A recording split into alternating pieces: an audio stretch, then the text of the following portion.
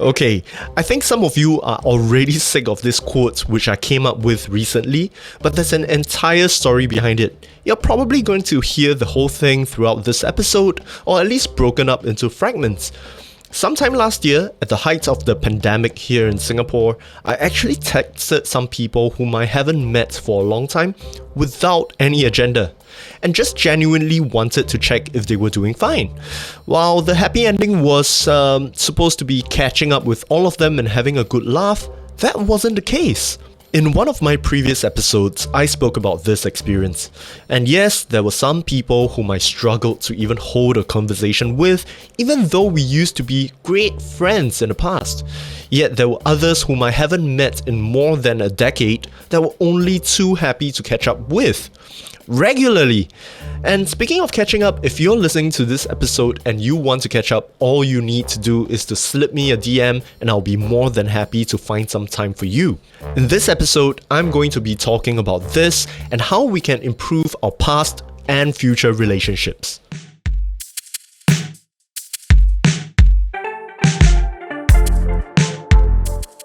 Hi everyone, welcome to the Better Podcast, where I aim to help people not be good or great, but become better. I'm your host, Melvin Cito, and this podcast is one about making yourself better, especially in emotional and mental management, communication, and some episodes manage to touch a little on relationships, just like this one. If you're new here, consider subscribing on Spotify, Apple Podcasts, or wherever you listen to them. Finally, if you're not new here, it means you enjoy the content, so share it with someone who will enjoy it as much as you. Leave a review on Apple Podcasts and be sure to follow the socials in the show notes. We were talking about old relationships so far, and that is just one aspect of life that many people tend to neglect. Okay, look, for some context, I'm an extrovert, yes, and I do enjoy having more people in my life.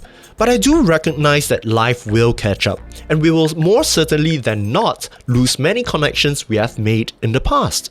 To me, friendships are not forever, and they can only last as long as we let them. Even if you were the best of friends sometime in the past, as in the kind who would not even hesitate for a moment to help each other then, sometimes differences in life directions, new obligations, and even a gap in growth can cause people to drift apart. Take for example some really tight buddies of mine in the past.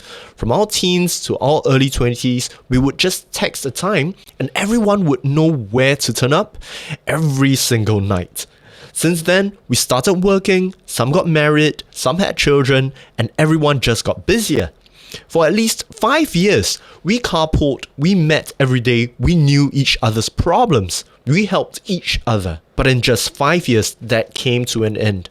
We haven't met together in at least a decade, and even suffered some permanent falling out within. How does that make me feel? Well, even though I'm a little disappointed that we no longer meet, we still interact over social media.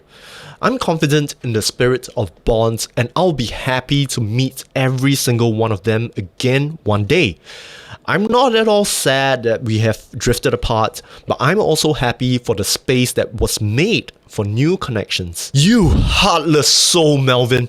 Do friends really mean so little to you? Again, if you didn't catch that the first time, friendships can only last as long as you let them. If no one is actively looking to fix meetups, then that means there's something more important for them at that point in time. So be it. We don't abandon relationships, we merely prioritize other activities.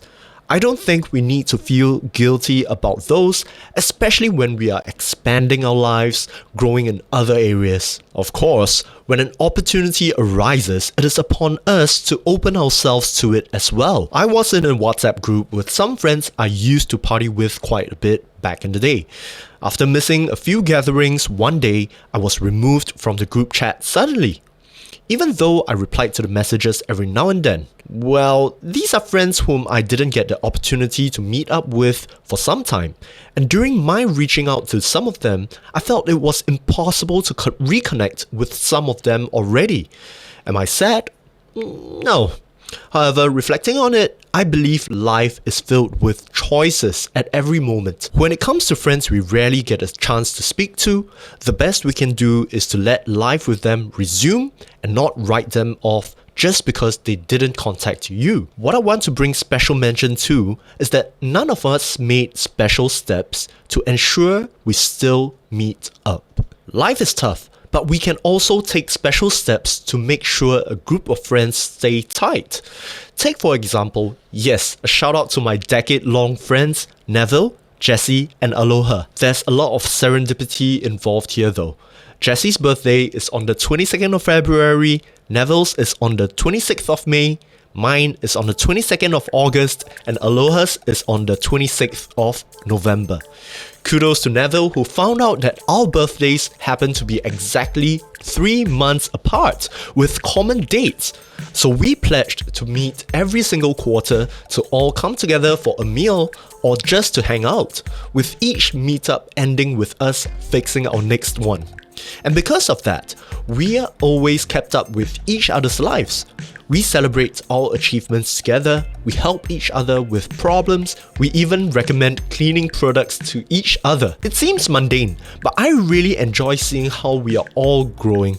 It's been 10 years, and I dare say it's like we are still working in the same banking branch. I'll continue on what you can do to build future relationships, so stay tuned for that right after the break.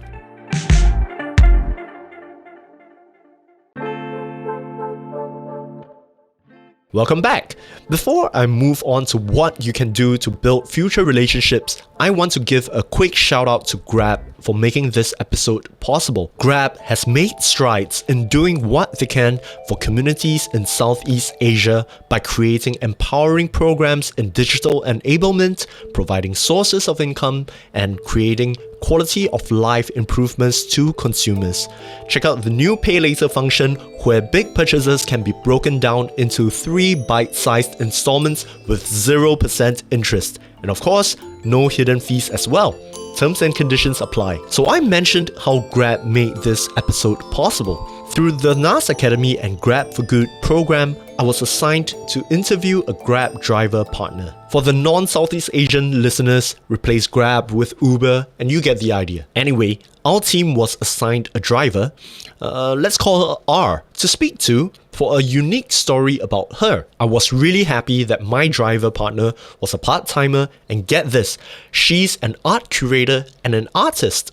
When I met her for the first time, she gladly shared stories of meeting different passengers while driving in the wee hours of the night. Hearing her stories led me to think, what if she had just kept quiet every night and not spent any effort interacting with her passengers? You might think it's easy because she might be an extrovert or something.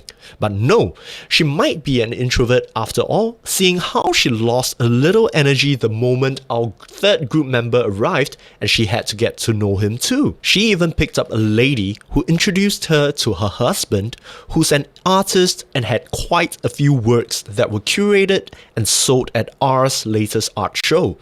One thing led to another, and R even introduced this artist to her partner for a collaboration on a restaurant. Not only she was genuinely getting to know people without an agenda, instead of concentrating on what she has to share, just by genuinely finding out more about people around her, she was able to create more opportunities for collaboration and perhaps success. My second example also comes from the same program. Just so you guys know, it's a 4-week training program with a 6-month mentorship. So for the first part of it, everyone learned to write scripts, shoot, edit videos, and I spent most of my evenings just catching up on all the assignments.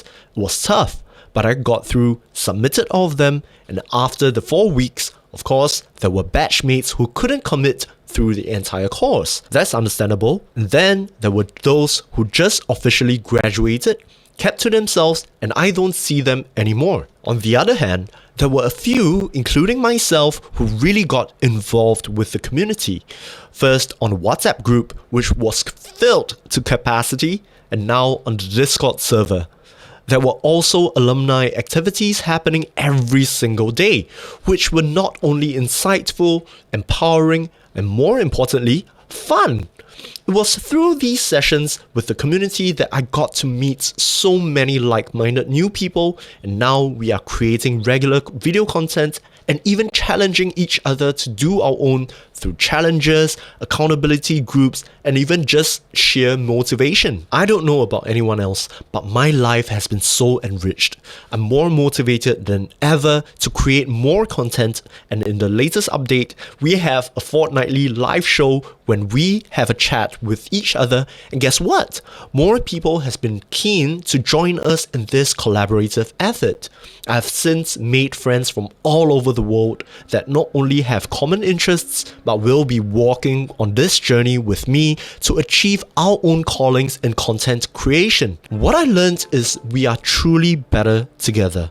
But we won't be able to even get together, more importantly, with the right communities that contribute to our goals, even to our basal social needs, if we just stay in our shells. We certainly have to take deliberate action to create meaningful connections. Try it for yourself. Find a community based on a topic that you care about. Get involved. Participate. Then it's time for the big takeaway. Throughout our lives, we have created and will continue to connect with new people, perhaps for the better and some for the worse. Still, we wouldn't know if they are good or bad until we spend time, effort, and even emotions on them. Think of them as investments. Sometimes they turn out to be bad ones. Move on and concentrate your attention on the good ones. Some are long-term relationships, some are short. There are times you have to walk away from some, and others you run towards. But without making new ones, we risk stagnation or even boredom. This is even more important if you have at least one toxic person in your life. Sometimes we tolerate toxic behavior only because they are familiar ones. If you make the investment to spend time with a new connection and it turns out to be good, guess what? You're not going to be spending time with grumpy Greg, negative Ned, or complainer Kathy, because you'll be too busy working on the next big venture you and visionary Vanessa want to pursue. Well, that's all the time we have for this episode. Remember to share this episode with a friend if you like what you heard, and do all the things everyone asks you to do on my socials, links in the description. If you didn't like this episode, be sure to give me your feedback as well by leaving a comment if you're watching this on YouTube, or PM me wherever you know me from. Once again, I'm your host Melvin, and don't aim to be good, don't stop getting better.